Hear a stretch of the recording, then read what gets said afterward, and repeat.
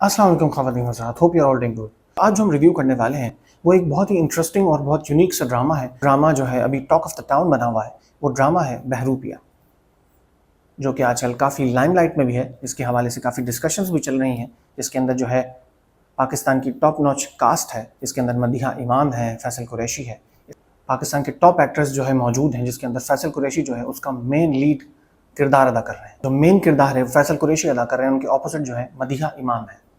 Drama जो है वो इस सेंस में थोड़ा सा यूनिक है कि उसके अंदर जो है पर्सनैलिटी डिसऑर्डर के हवाले से जो है एक इलनेस को दिखाया गया है, और एक नया टॉपिक है, एक यूनिक टॉपिक है जिसको प्रेजेंट किया गया है कि एक चाइल्डहुड से या बचपन से जो है एक बच्चे पर तशद्दुद होता रहा, उसके सुतेले बाप ने उससे मारा पीटा, उस पर तशद्दुद किया, और उसके बाद जाके बड़े होकर जो है उसके अंदर कुछ डिफरेंट पर्सनैलिटीज़ डेवलप हो गई, जो कि पर्सनैलिटी डिसऑर्डर हो गया। यानी कि वो बंदा जो है कभी किसी कैरेक्टर में होता है तो कभी किसी कैरेक्टर में होता है। तो फैसल कुरैशी ने किरदार बखूबी निभाया, अच्छा निभाया है। तो अगर हम ड्रामे को ओवरऑल देखें तो ड्रामा जो है वो निस्बतन दूसरे ड्रामास के हिसाब से थोड़ा सा यूनिक अपनी एक पहचान रखता है, क्योंकि इस ड्रामे के अंदर पर्सनैलिटी डिसऑर्डर के हवाले से किलनेस दिखाई गई है। लेकिन एक चीज़ जो मैं समझता हूँ इस ड्रामे के अंदर थोड़ी सी मुझे मिसिंग नज़र आई, वो ये है कि आई थिंक उसको प्लॉट को, जो इतना स्ट्रॉन्ग प्लॉट था साइकोलॉजिकल तौर पर, जो है कि जहनी तौर पर एक बंदा जो है वो बिल्कुल डिस्टर्ब्ड है, जो बचपन से जो है मार खाता आया है, बहुत ज़्यादा एक बदसलूकी बर्दाश्त करता आया है। ये ड्रामा इस तरह से यूनिक है या इस तरह से मुख्तलिफ है दूसरे ड्रामास से, क्योंकि इस ड्रामे के अंदर जो है पर्सनैलिटी डिसऑर्डर की एक इलनेस दिखाई गई है। तो फैसल कुरैशी ने जो है उसके मल्टीपल किरदार अदा किए हैं।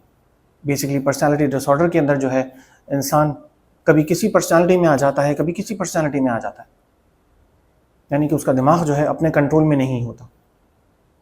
और जो उसका बैकग्राउंड इस ड्रामा में दिखाया गया है वो ये है कि जो फैसल कुरैशी है वो एक ट्रॉमा में होता है, बचपन से जो है बदसलूकी बर्दाश्त करता आया, बचपन से जो है जुल्म व तशद्दुद बर्दाश्त करता आया अपने सुतेले बाप के हाथों। तो वो इस तरह की उसकी पर्सनैलिटी एक डेवलप हो जाती है, वो दवाइयाँ खाता है, एक पेशेंट है बेसिकली। लेकिन मैं समझता हूँ कि इस ड्रामे को जो है प्रॉपरली थोड़ा सा एग्जीक्यूशन के अंदर इशू है। इस ड्रामे के अंदर एग्जीक्यूशन उस तरह से नहीं हुई इस ड्रामे की होनी चाहिए, जिस तरह से जो है पर्सनैलिटी को डेवलप करना चाहिए था फैसल कुरैशी को, उस तरह से पर्सनैलिटी को डेवलप नहीं किया गया है। दो के फैसल कुरैशी ने सारे किरदार बखूबी बहुत अच्छे तरीके से निभाए हैं, लेकिन स्क्रिप्ट राइटिंग में समझता हूँ थोड़ी सी जो है मुझे कहीं वीक नज़र आई है, प्लॉट थोड़ा सा वीक नज़र आया। जब इतना सेंसिटिव टॉपिक उठाया गया है, एक यूनिक टॉपिक उठाया गया है, तो उसके अंदर जो है प्रॉपर जान मार के जो है उसको एग्जीक्यूट करना चाहिए था। तो ये ड्रामा वाकई जो है एक मुनफरिद पहचान बनाता। दो के ड्रामा अच्छा है, इंटरेस्टिंग भी है, लेकिन इस ड्रामे के अंदर जो है बहुत कुछ ख़ास नहीं हो रहा है। और सबसे हैरान कुन बात यह है कि वो फैसल कुरैशी जो है मदीहा इमाम के इश्क में पागल हो जाता है। और थोड़ा सा एक अजीब सी बात मुझे इस ड्रामे में ये लगी है, थोड़ा सा मुझे एक ऑकवर्ड पॉइंट ये लगा कि एक इंसान जो है, जो कि साइकोलॉजिकल तौर पर जो है डिस्टर्ब्ड है, तो ऐसा कैसे हो सकता है कि वो जब लड़की उससे मिलता है मदीहा इमाम से तो वो बिल्कुल सही होता है, और जब जब उससे मिलता है बिल्कुल सही होता है और सही बिहेव कर रहा होता है। यानी कि उसके पर्सनैलिटी ट्रेट्स जो हैं उसके घर वालों के सामने तो आते हैं, यानी कभी कभार वो अपने ऑफिस के अंदर भी जो है अपनी किसी और पर्सनैलिटी में चला जाता है, लेकिन ये कि जब मदीहा इमाम से मिल रहा होता है तो वो बिल्कुल सही होता है। ऐसा कैसे हो सकता है? और दूसरी तरफ अगर मैं मदीहा इमाम की बात करूँ तो उनका कैरेक्टर भी मुझे समझ से बालातर है। यानी कि वो इतनी ज़्यादा ऑब्सेस्ड हो जाती हैं फैसल कुरैशी से कि उसकी तरफ दौड़ी चली जाती है, जहाँ वो नज़र आता है, जहाँ वो मिलता है और जहाँ वो बुलाता है वो दौड़ी चली जाती है। समझ से ही बालातर है बात ये कि कैरेक्टर जो है वो इस तरह का क्यों दिखाया गया है और इतना सा जो है ऑब्सेस्ड क्यों हो जाती हैं फैसल कुरैशी से। तो सबसे अहम जो पॉइंट है वो ड्रामे का ये है, और 10वीं एपिसोड अभी टेलीकास्ट हुई है और मदीहा इमाम और फैसल कुरैशी की शादी हो चुकी है। अब आहिस्ता आहिस्ता जो है फैसल कुरैशी की पर्सनैलिटी ट्रेट्स जो है उसके सामने आ रहे हैं और वो हैरान होती जा रही है, और कहीं कहीं सीन्स में दिखाया कि वो डर चुकी है।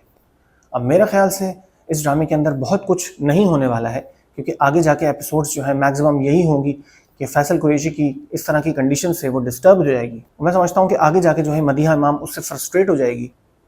तो मैं समझता हूँ इस ड्रामे के अंदर, इस स्टोरी के अंदर जो है अब आगे बहुत कुछ नहीं होने वाला है। अब आहिस्ता आहिस्ता चूँकि उसकी पर्सनैलिटी जो है खुल के सामने आ रही है मदीहा इमाम के, तो वो ज़्यादा से ज़्यादा ये करेगी कि या तो उससे अपनी जान छुड़ाएगी या तो जो है उसकी प्रॉपर ट्रीटमेंट करवाएगी। तो लेट्स सी ये ड्रामा किस तरफ जाता है। लेकिन इसके अंदर जो एक सस्पेंस का आंसर है वो ड्रामे के अंदर जो है अब नहीं बचा है। अगर एक सीरियस टॉपिक को और इतने एक अहम मेंटल इशू को और मेंटल हेल्थ के हवाले से अगर किसी टॉपिक को अगर ड्रामे में प्रोसीड किया भी है या उठाया भी है, तो उसको प्रोसीड करना जो है वो बहुत ज़रूरी है। उसको सही तरह से एग्जीक्यूट करना, प्लॉट को एग्जीक्यूट करना, वो बहुत ज़रूरी था। तो मैं समझता हूँ कि ड्रामा जो है वैसे तो अच्छा है, इंटरटेनिंग भी है और अभी तक जो है नाजरीन को अच्छा भी लग रहा है और उसके व्यूज़ भी अच्छे आ रहे हैं। लेकिन मैं समझता हूँ कि ड्रामे के अंदर जो है अब एज सच कोई एक्साइटमेंट नहीं बची है, कोई ख़ास ऐसा टर्निंग पॉइंट नहीं बचा है। जो कि चीज़ें हैं वो बहुत सारी रिवील हो चुकी हैं और कहीं कहीं फ्लॉज जो मैंने आपको बताए कि वैसे तो अपने घर में जो है उसकी डिफरेंट पर्सनैलिटीज़ बिल्कुल सामने आ रही होती हैं उसके घर वालों के सामने, हत्ता कि वो अपने ऑफिस के अंदर भी जो है कभी कभार किसी दूसरी पर्सनैलिटी में चला जाता है।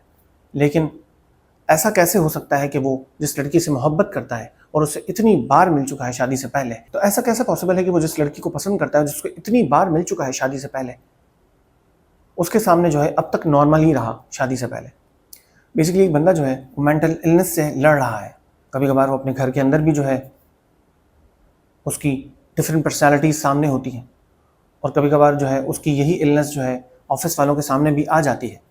लेकिन ऐसा कैसे हो सकता है, ऐसा कैसा पॉसिबल है कि एक लड़की से जिससे वो बार बार शादी से पहले मिल रहा है, उसकी जहनी कंडीशन जो है ख़राब ही नहीं हो रही और उसकी किसी किस्म की जो है वो उसकी पर्सनैलिटी की जो डिफरेंट ट्रेट्स हैं वो उसके सामने नहीं आ रहे।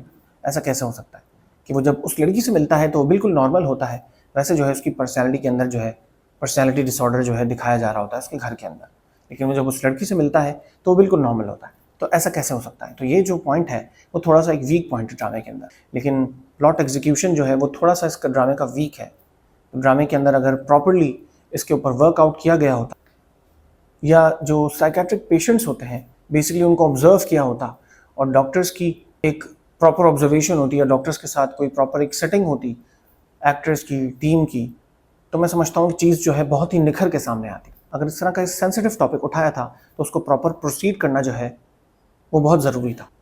और जब एक साइकेट्रिक पेशेंट आप दिखा रहे हैं तो बेसिकली जो है वो आपके ड्रामे के अंदर जो है प्रॉपर एक डॉक्टर्स की टीम होनी चाहिए जो कि इन पेशेंट्स से डील करती है और उनके बिहेवियर का उनको पता होता है। तो मैं समझता हूँ कि स्क्रिप्ट राइटिंग जो है और ख़ूबसूरत हो जाती और प्रॉपर बिहेवियर, एक्चुअल बिहेवियर जो है इस तरह के पेशेंट्स का सामने आ रहा होता, टीवी पे डिस्प्ले हो रहा होता। अगर प्रॉपर कोई डॉक्टर्स की टीम होती जो कि रिसर्च बेस्ड जो है आपको नॉलेज फराहम करती, तो आपकी स्क्रिप्ट राइटिंग भी जो है उसी तरह की होती। तो मैं समझता हूँ इस ड्रामे की स्क्रिप्ट राइटिंग जो है उस लेवल की नहीं है या प्लॉट एग्जीक्यूशन जो है उस लेवल की नहीं है जो कि इस तरह के टॉपिक को चुनने के लिए होनी चाहिए। फिर किसी और वीडियो में मिलते हैं। अपना बहुत बहुत ख्याल रखिएगा, हंसते मुस्कुराते रहिएगा। ओके जी, अल्लाह हाफ़िज़।